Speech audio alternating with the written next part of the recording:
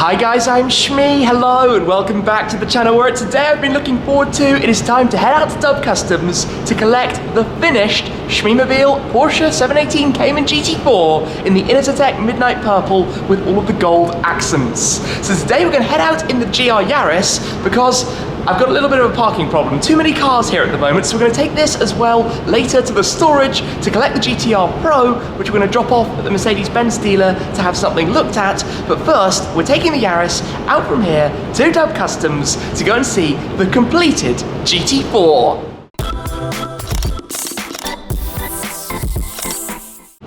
On one of the earlier trips out to Dub Customs, we did take the GR Yaris. In fact, initially we went with the Taycan to get all of that fixed up. That's just upper level at the moment. Then we went with this, then we went with the G63, but now bringing back the GT4 later, we're gonna have a bit of a problem. Too many cars for the number of spaces that I have here. So we've chosen to take the GR Yaris. We'll head from here over to Dub Customs to see the GT4, then head with the two cars, two manual, pretty exciting cars, both as well with Dub Customs liveries. This was also done about half a year ago or so. We did it in the old 90s Celica livery at Dub Customs. We'll take the two over to the new temporary storage before we move all of the Shmeemobiles to the Shmuseum in just a matter of weeks, and then we'll be picking up the GTR Pro to drop it off at the Mercedes dealer, which I will explain a little bit later on. So we need to pull this out, park that back up, and then get on the road over to Dub Customs.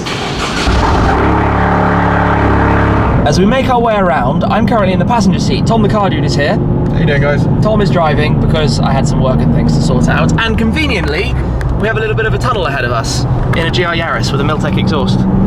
Indeed. That sounds like a good combo. Oh yeah, a little bit of windows. Bring it on, let's have a listen.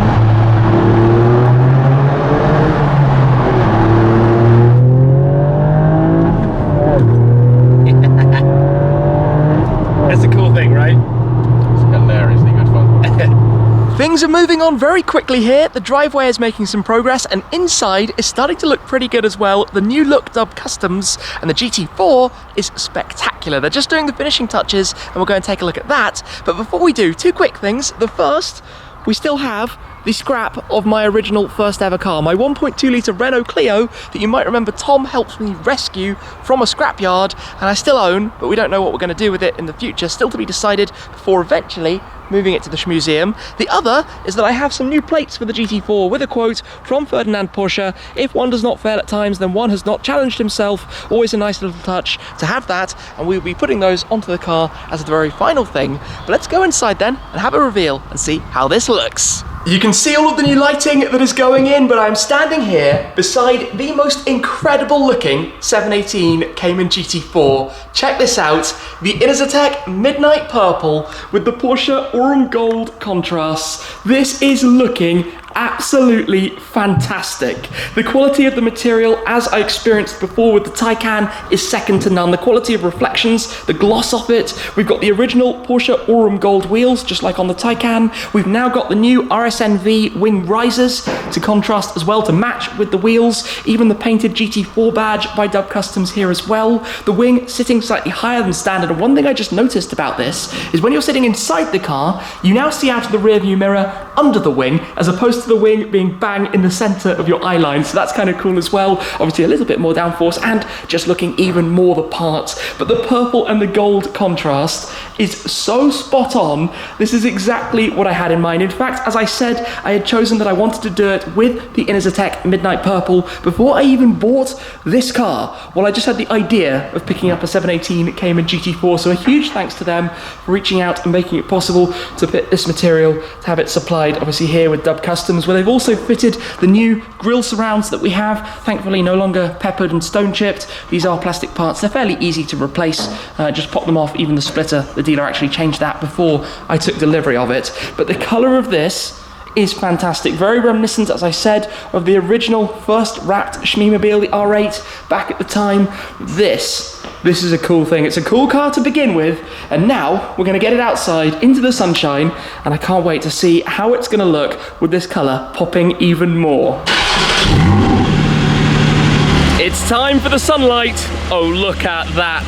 I've just been putting the plates on myself. Look at that colour in the sunshine, and the last little detail as well, the gold GT4 logos on the side.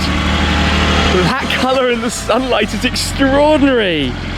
This looks incredible. Wow. This is awesome. What a shade. What a stunning, stunning shade that suits the GT4 so very, very well.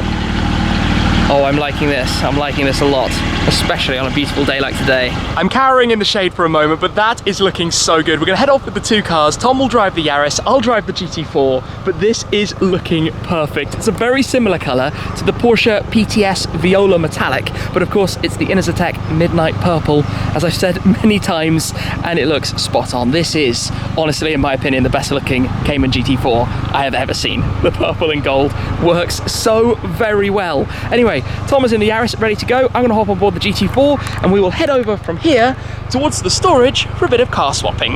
I know that it's quite a cliche thing as a YouTuber to wrap a car, to change the colour, but remember that was always the intention with this GT4. After owning the old 981 GT4 and having had a number of other Porsches, I kind of decided to buy a 718 GT4, picked up the used car, this one when it came to the market from Porsche Centre Hatfield, where I'd bought the Taycan just before that, and everything about it was kind of like, yeah, let's do this. But this is a way to make it my own specification, to make it my own colour.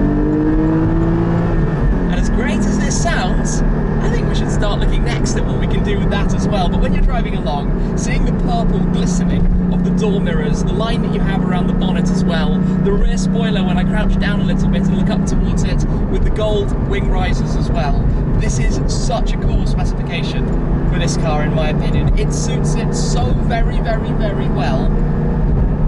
Yeah, absolutely over the moon with it already and barely even started this journey. I've actually done 1,100 miles in this car already. I've been using it quite a lot considering a bit of time away during that when I went off in the GTR Roadster. It's been a dub for a while as well, so quite surprising to have covered quite so many miles. But anyway, it's just a brilliant, brilliant car. We can only begin to imagine what the GT4 RS that's going to come afterwards, I believe, is going to be like as well.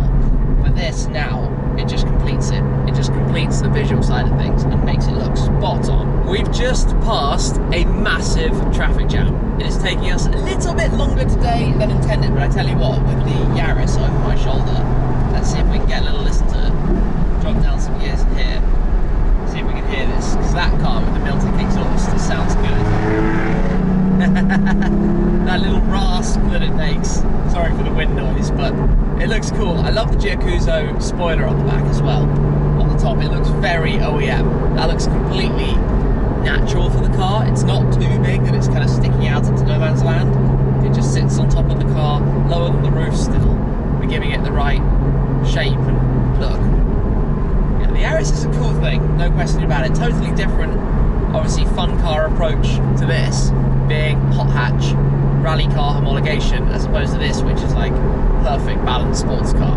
This is absolutely kind of nailed and dialed in. And I tell you what gets me thinking, if in the future I were to be able to buy a GT4 RS when it launches, I would kind of want to keep this as well, because I'm sure the RS will be PDK. It's a very different driving experience, and this is just the right setup for the roads. A bit more downforce, and perhaps you're almost overkill for a countryside road car.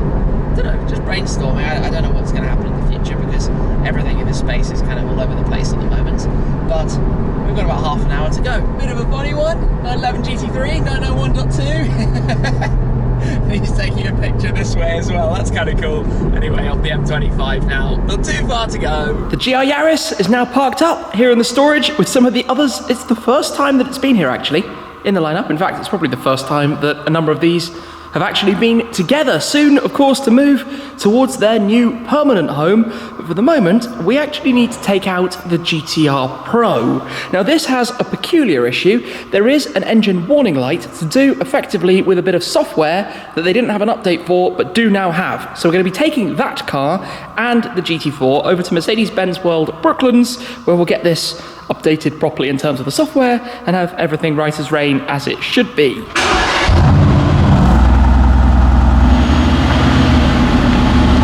It is becoming a ridiculously hot afternoon, but it turns out we need to have a slight change of plans. I need to join onto a pretty important Zoom call, which of course I can't do when I am driving, so if we wait until that is over, which is going to be quite a long one, by the time we have convoyed over with both cars around the M25 in the afternoon rush hour traffic on the ring road around London and made it to the dealership, we wouldn't get there until after the service department has closed, which is of course going to render that journey completely wasted, and I would have to do exactly the same thing tomorrow morning. So instead of that, what is going to happen is that Tom is going to take the GTR Pro from here to the dealer. I think it's going to be your first time driving this one, isn't it? It is going to be my first time out on the road. I've moved it around, but haven't really got it until now, so I'm hoping that now changes. You're probably going to have that realization that I think a lot of people have driving this car, that it's such a fun thing when you start getting a bit more familiar with it. And I've actually owned this now for over a year and a half, which is crazy to think. It's only done about 3,000 miles, admittedly. I had a lot more plans with it during 2020, but I think we all know what happened to those and the different track days around Europe that I had intended to be able to take it to. And of course the GT Black Series is coming, I guess, to replace it in the Shmeemobiles in the garage before too long as well. So about 3,000 miles is where we're up to, but there are some details about it that are just really cool. The carbon splitter, the satin silver wheels. At first I wasn't sure what I'd think about those, especially the combination with the silver lip around the outside, which I've talked about often and I'm not the biggest fan of, but I actually think they really work, especially the grayscale black and white colour scheme of this car, the diamond white with the gloss black and all of those various accents. So the plan is that this will go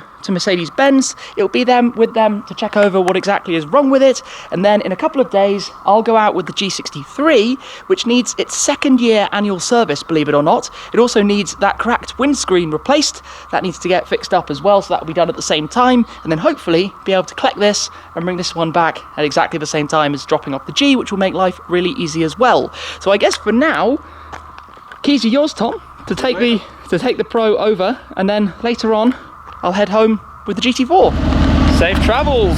See the Pro soon. For now, it is over to the GT4. Even in the shade, this is looking pretty cool. Get a different colour out of it, don't you? Slightly more plum purple almost in the shadows. It is a very nice thing. All is going well then. I've finished my call. Tom has made it to Mercedes and dropped off the GTR Pro. Now I'm going to drive back home. He's going to grab an Uber back home, and then we should be able to meet there at about the same time so we can sort out a couple more things as well. But before I hop back in the GT4 to drive on home, this colour in the afternoon sunshine, it just gets better and better and better. I think it suits the shapes and the curves of the GT4 very well. It's not a particularly angular car. Yes, okay, it has the rear spoiler, but even that was significantly more curved for the 718 generation as opposed to the 981, and then having all of those contrasts against it, particularly when you stand back a little bit at the side and you get that wealth of purple showing through over the shapes and lines. This thing is just infinitely cool, and I do like even now having the yellow contrast, having the yellow stitching, the 12 o'clock marker, the seat belts, and the ceramic calipers, of course. I just think it all works. This is a perfect colour combination. I'm really, really chuffed to bits with how this has turned out. It could not have been better.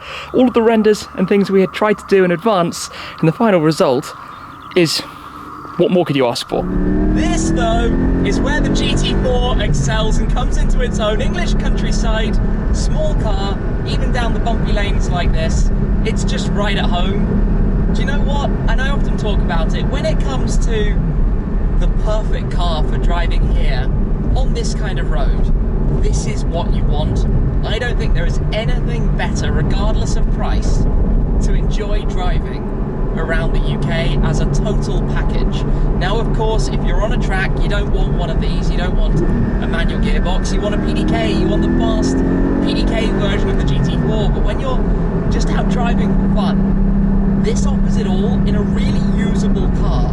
You know, it's not crazy expensive to run. It's not crazy expensive if you need to replace the plastic bits at the front of the car. You've got a luggage storage area up front and one behind. That was pretty nippy coming towards us there. There's plenty of room for anything. The seats are great, the 918 buckets. Yeah, maybe you want the comfort seats if it's more of a road car perhaps, but I quite like the feel that you get from these and the sense of being very firmly held while you're driving it at decent speeds, we could say, throwing it through the corners, and it just holds on. It clings on ridiculously tightly, and I've talked a lot about it with this thing, but it's... I don't know why I didn't buy one of these when the 718 launched. to be completely honest. I guess because I had the GT3, and I never fully gelled with the GT3. Not in the way that I do with this. This is kind of me in a car. I'd like it to have a little bit more sound. We've touched on this. You know, I've got the exhaust valve opened at the moment, but in this era of OPFs or GPFs, whatever you want to call them, they basically just mute the sound a little bit. It holds it back. Even when you're running up through the rev range like that, it's still ever so slightly throttled compared to, say, the 981. You don't get the sharpness of the downshift. You don't get that instant... You do get stop-started here, which you didn't in the 981, but you don't get that instant sharpness. And I've also said a few times, the spec of this car was a little bit peculiar. I added the cruise control. It didn't have that before. We don't have the automatic climate control. We don't have any reversing camera. Sounds good when it fires up, though. All things that I would have added, to be completely honest, if speccing the car from new. But hey, it does the job. One thing I'm not going to do in here, though, is open the chocolate bar that I probably shouldn't have bought today, because that is... that's literally liquid inside there. That's how hot it is today in the UK. That would make a nice mess of some of my seats, so we'll be keeping that one closed for today. It's just this thing that it does it all. It does absolutely everything that I actually want out of a car that I'm going to drive. You know, it's a service schedule is pretty extended, to be honest. It doesn't need to be done every 5,000–10,000 miles or whatever it might be. You can get away with going decent stints if you're just driving it in normal usage. Small, agile, sharp steering, all of the fun characteristics without the crazy supercar price tag, you could say, on this one as well. That's the other thing. It doesn't cost, you know, McLaren or Ferrari money, or even Porsche 911 GT money. You know, it's just a thing you can enjoy.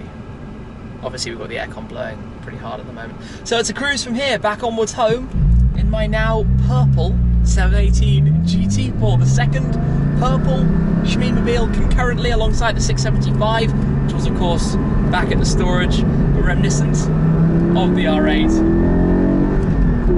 420 horsepower is ample real world. I know it's not a huge number, but from 40 or so miles an hour, rev it out, rev it out. Oh, I love this thing, it's great. Right, let's continue home. Back at home then with the GT4, though I do need to park it up properly. I'm not going to be leaving it as it is now across 2 spaces. But one other thing I just worked out about this, my still very melted Cadbury Dairy Milk chocolate bar, which is one of the most popular chocolate bars here in the UK, is that the colour scheme is purple with the gold logo, exactly as per the Cayman GT4. And even here, with the very yellow lights on the car as well, it still looks epic.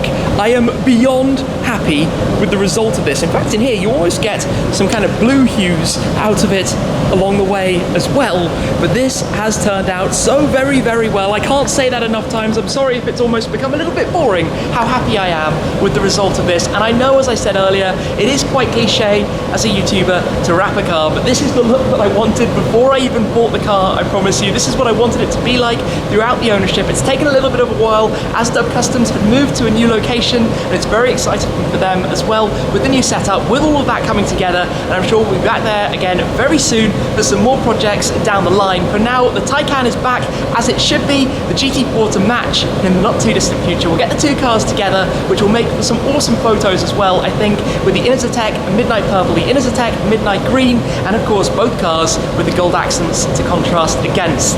For now though, that was a long day out in the sunshine. Awesome to have the GT4 back, plenty of miles and fun things ahead with this. Thank you very much for watching, guys. I hope you've enjoyed a bit of the process, how the wrapping has worked, how it's come together with the Inozetek material. A big thanks to them, a big thanks as well to the RSNV team for providing the Aurum Gold wing risers, and also of course to the guys at Dub Customs. Awesome help as ever. That's it for now though, thanks for watching, and I'll see you again very soon. Cheers!